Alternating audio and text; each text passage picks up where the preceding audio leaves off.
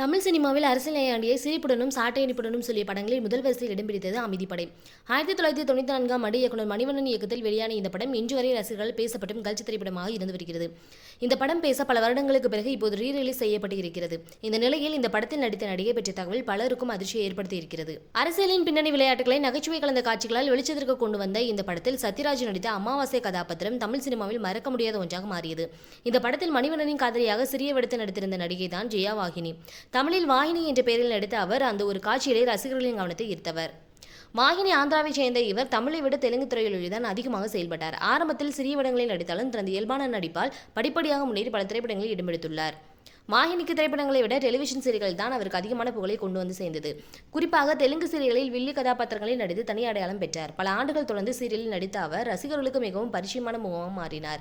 2019ஆம் ஆண்டு வெளியான ரகுபதி வெங்கையா நாயுடு போன்ற படங்களிலும் முக்கியமான இடங்களில் நடித்திருந்தார். ஆனால் இவரது வாழ்க்கை திடீரென மாற்றம் கண்டது. மார்பக புற்றுநோய் காரணமாக பாதிக்கப்பட்ட அவர் நீண்ட காலம் சிகிச்சை பெற்று வந்ததாக கூறப்படுகிறது. ஒரு கட்டத்தில் நோய் தீவிரமடைந்ததால் உடல் மிகவும் பலவீனமடைந்து அடையாளம் தெரியாத அளவுக்கு மாறிவிட்டதாகவும் தகவல்கள் வெளியாகியுள்ளன. மருத்துவ செலவுகளுக்கே சுமார் 35 லட்சம் தேவைப்பட்ட நிலையில் அதை சமாளிக்க முடியாமல் பெரும் சிரமத்தில் இருந்ததாகவும் கூறப்படுகிறது. இந்நிலையில் சில மாதங்களுக்கு முன்பே வாகினி உயிரிழந்துவிட்டதாக தகவல் வெளியாகியுள்ளது.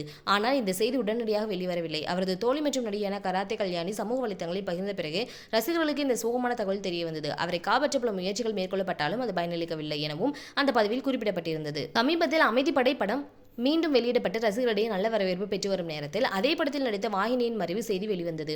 திரையுலகை மேலும் சோகத்தில் ஆழ்த்தியுள்ளது. ஒரு காலத்தில் திரை மற்றும் சின்ன திரையில் தன்னுடைய இடத்தை பிடித்திருந்த நடிகை வாழ்க்கையின் இறுதியில் இப்படிப்பட்ட சிரமங்களை சந்தித்து அமைதியாக மறைந்துவிட்டது பலரையும் முறுக்குகிறது. சின்ன வேடமாக இருந்தாலும் மனதில் பதிந்த முகம் அதுதான் வாகினி. இன்று அவரின் நினைவு கூறும் ரசிகர்கள் அமைதிப்படை போன்ற படங்கள் அவரை எப்போதும் மறக்காமல் வைத்திருக்கும் என்று கூறி வருத்தம் தெரிவித்து வருகின்றனர். ஓகே ஃப்ரெண்ட்ஸ், இதை பற்றி நீங்கள் என்ன நினைக்கிறீங்க அப்படிங்கிறத மறக்காம கமெண்ட்ல சொல்லுங்க. நம்ம சேனலை லைக் பண்ணி ஷேர் பண்ணி சப்ஸ்கிரைப் பண்ணிக்கோங்க. தொடர்ந்து வீடியோ வாட்ச் பண்ணுங்க. தேங்க்யூ.